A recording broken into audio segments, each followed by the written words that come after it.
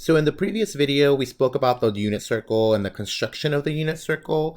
And at the end of the video, I kind of gave you guys a little bit of a trick on how to memorize these guys. So you can go ahead and take a look at that previous video towards the end. So here, what I want to do is kind of how do you use a unit circle? So, for example, if I wanted to know what the sine of pi over 3 was, well, remember that the sine just corresponds with the y value. So all we got to do is look for pi over 3. So here's pi over 3. And I'm going to look for the y value, which in this case is going to be square root of 3 over 2. Okay. What about if I wanted to find the cosine of 7 pi over 4? Okay, well, what I'm going to look for is 7 pi over 4. 7 pi over 4 is in quadrant 4, which is right here, 7 pi over 4. The cosine, remember, is the x value, so that's going to be square root of 3 over 2. Square root of 2 over 2. Okay, so you don't necessarily have to use a calculator. You can just use the unit circle to be able to do it. So same thing with whichever one you want. So if you wanted to find the sine of 270 degrees, you will look at cos 270. You know that the sine is the y value, so that's just going to be equal to -1. Okay, so it's not too difficult to kind of be able to use it and locate these angles. So, but you can be able to do the sine and the cosine very, very easily without having to do the special triangles, the 30, 30, 30, 60, 90, and the 45, 45, 90. Okay, so yeah. So let's go into the other trigonometric functions. So here, to find the values of the other trig functions, we use the following. So if we know what x and y is, and you're looking at the unit circle, the tangent is going to be equal to the y over the x. The secant is going to be the 1 over the x. Cosecant is going to be 1 over the y, and cotangent is the x over the y. Okay, so think about it as in the secant is basically the reciprocal of cosine, and the cosecant is the reciprocal of sine. And you can think of tangent as the y over the x. That's just the sine over the cosine. And obviously this guy's just going to be the reciprocal of tangent. Okay, so do remember these. So these unfortunately are not in the unit circle. These you actually have to compute. So for example, if I wanted to figure out what the tangent of, I don't know, 2 pi over 3 was, okay, so remember that tangent of 2 pi over 3, that's going to be the y value over the x value. Okay, so I'm going to look for 2 pi over 3. 2 pi over 3 is going to be right here. And I'm going to look for the y value over the x value. So square root of 3 over 2 divided by -1/2. Square root of 3 over 2 divided by -1/2. That's just going to give me negative square root of 3. Okay, so same thing with the other ones. Be very careful though, because if I wanted to find out the tangent of pi over 2, remember that's still y over x. So if I go to pi over 2, just right here, that's going to be the y over the x, which is -1 over 0. Oh, you can't have 0 on the bottom. Try to put this in your calculator. You won't get anything. You'll actually get undefined. So when you have these types of problems, you might get something that's undefined, and which is completely fine. All you would just say is undefined, and you might actually encounter some of these, so just be very careful. Okay, so 0 on the top is okay, 0 on the bottom, no way. Okay, all right, so now here I give you an example. So find the values of all 6 trigonometric functions. Okay, so let's start off with sine. So this is, in this case, the angle is t. So we'll start off with sine of t. Sine of t is just going to be the y value. Okay, and the y value in this case is going to be the square root of a negative square root of 3 over 2. Now let's look for the cosine of t. Remember that's our x value. That's going to be this -1/2. Now let's look for the tangent. the tangent is going to be the y over the x, which is going to be this negative square root of 3 over 2 divided by negative 1/2, which gives me positive square root of 3, which actually makes sense, right? Because what quadrant are we in? Well, we're in quadrant 3, and if you remember, all students take calculus, remember that the tangent should be positive there, which indeed it is. Okay, so now let's look for the cosecant of t. So the cosecant of t is going to be 1 over y, which is basically the reciprocal of our sine. Okay, so I'm going to have the reciprocal of sine, which is going to be 1 over negative square root of 3 over 2, which is basically flipped it, 2 over square root of 3. If you want to, this is okay, you can write it like this, but if you want to make it a little bit better, it'll look like this, okay, if you were to rationalize it. Okay. Now let's go ahead and do secant. So secant of t is going to be 1 over x. Okay, so that's going to be 1 over negative 1/2, which is going to give me negative 2.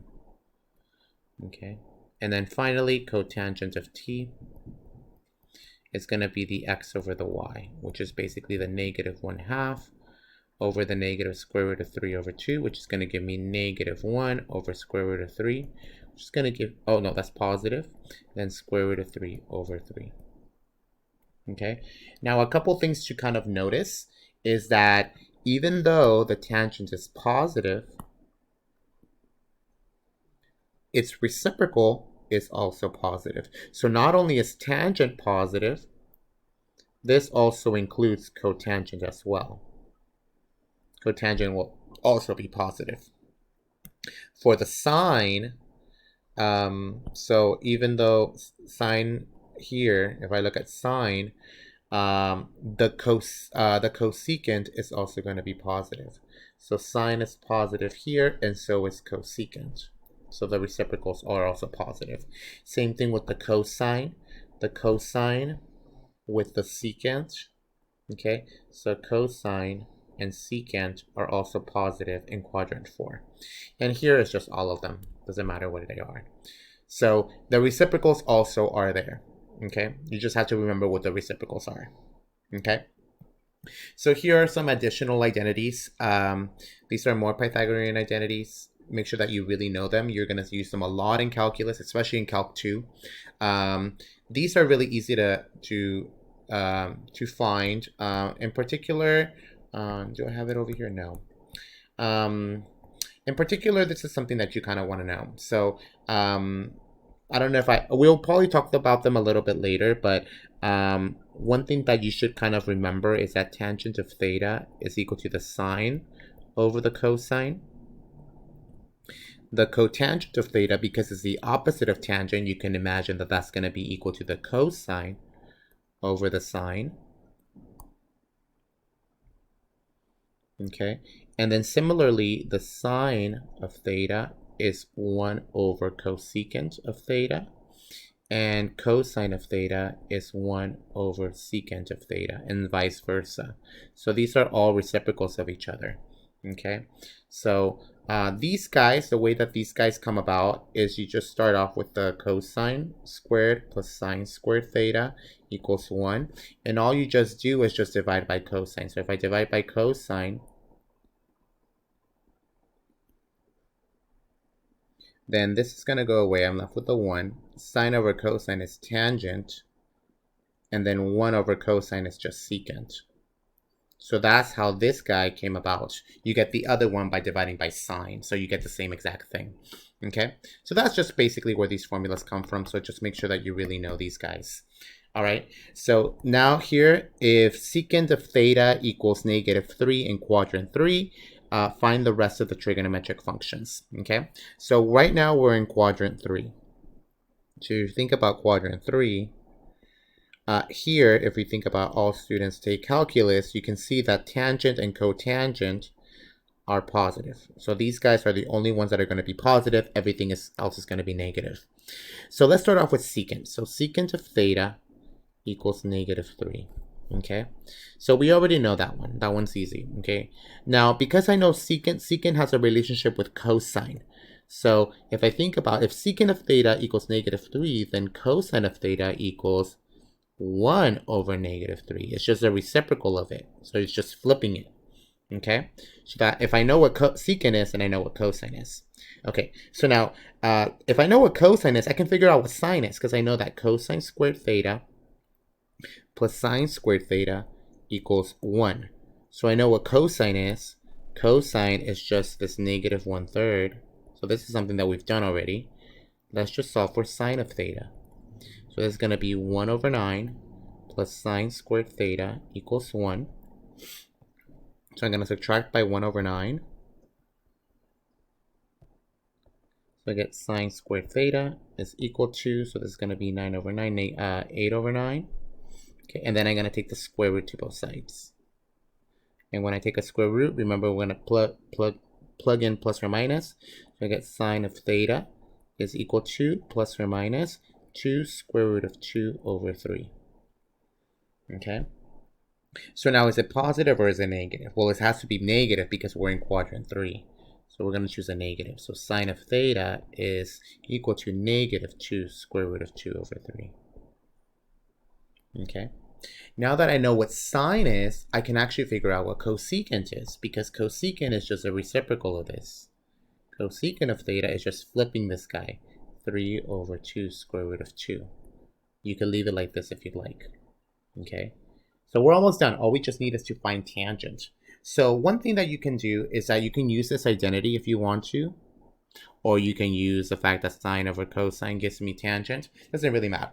I think that this might be easier. If I do 1 plus tangent squared theta equals secant squared theta.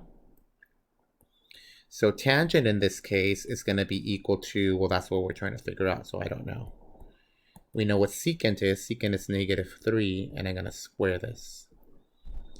Okay, so I'm going to have 1 plus tangent squared theta is equal to +9. Subtract by 1. So I get tangent squared theta is equal to 8. Take the square root, and I'm going to also plug plus or minus. Tangent of theta, because the squares go away, gives me plus or minus 2 square root of 2. And now in this case, we know that tangent is positive in quadrant 3, so we're going to take the positive side. 2 square root of 2. Okay? If I know what cotangent is, I know what cotangent is. That's just a reciprocal of it, which is just 1 over 2 square root of 2. And you can leave them like that. Okay?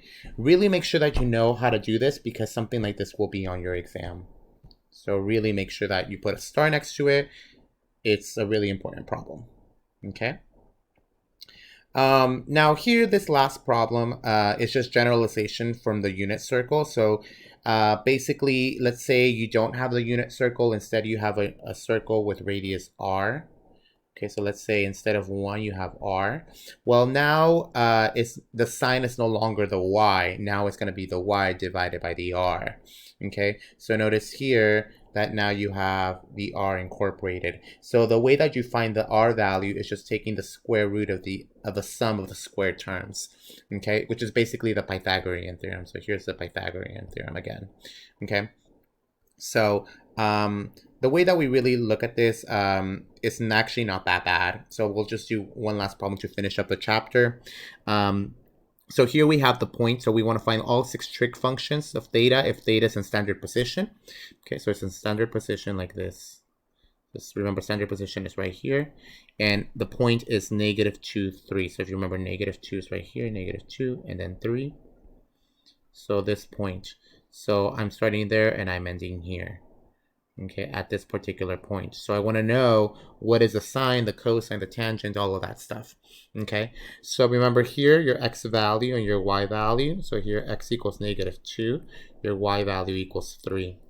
And now we want to figure out what r is. So r is going to be equal to the square root of x squared, which is -2 squared, plus 3 squared.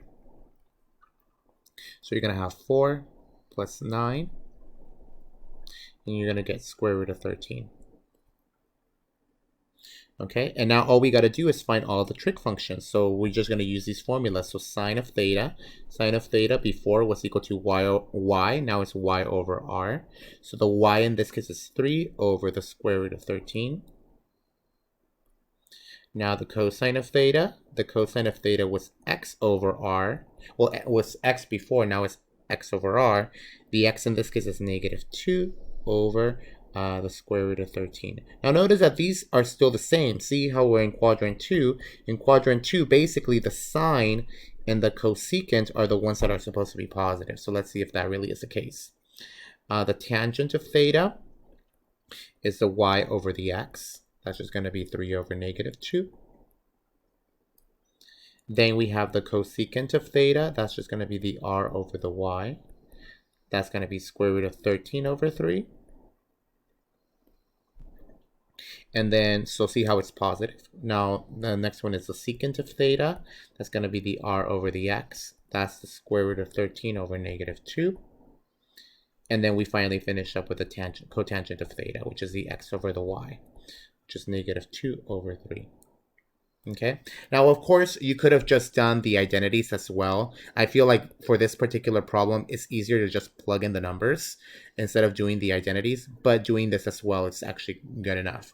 Okay, so just a generalization, you have these rules just in case it's not, the radius is not 1, it's something different. Okay, so this concludes this chapter 7.